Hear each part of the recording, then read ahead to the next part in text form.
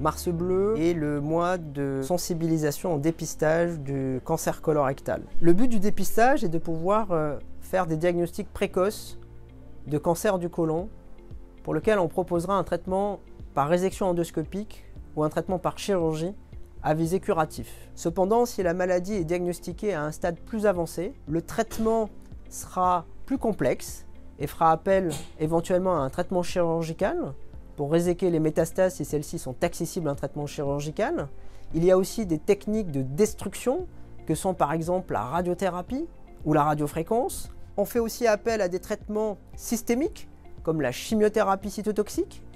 Il y a aussi des médicaments qu'on appelle des thérapies ciblées qui vont venir renforcer l'efficacité de la chimiothérapie. Et puis, nous sommes rentrés dans l'ère de la médecine personnalisée où on va procéder à des portraits moléculaires du cancer en recherchant des anomalies moléculaires, des altérations génétiques qu'on pourra éventuellement cibler avec des médicaments relativement efficaces. Certains d'entre eux sont déjà accessibles et d'autres sont évalués dans le cadre de protocoles de recherche clinique.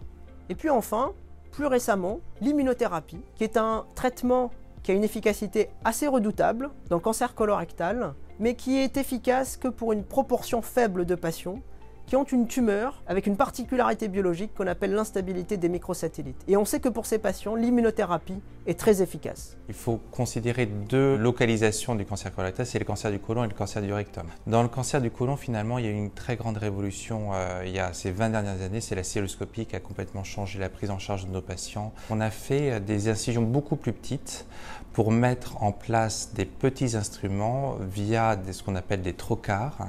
Et puis le chirurgien maintenant opère avec comme un écran de télévision. Avec moins de cicatrices, le patient il a moins mal au post-opératoire. Il peut récupérer plus vite, donc il reprend un transit plus vite, il remange plus vite et donc il va sortir d'hospitalisation plus vite. Et pour le cancer du rectum, la survie des patients s'est beaucoup améliorée grâce aux techniques de la chirurgie, puis aussi grâce aux traitements qui sont faits avant avec la radiothérapie et la chimiothérapie. Dans la chirurgie du cancer du rectum, ce qu'on s'est aperçu, c'est qu'en post-opératoire, si on fait des chirurgies trop agressives, finalement on arrive à guérir le cancer du patient, mais il revient nous voir parce que après il est potentiellement incontinent pour les gaz, incontinent pour les sels, il va plus souvent aux toilettes et tout ça, c'est un impact sur la qualité de vie pour voir leurs amis, pour aller au travail, pour leur famille.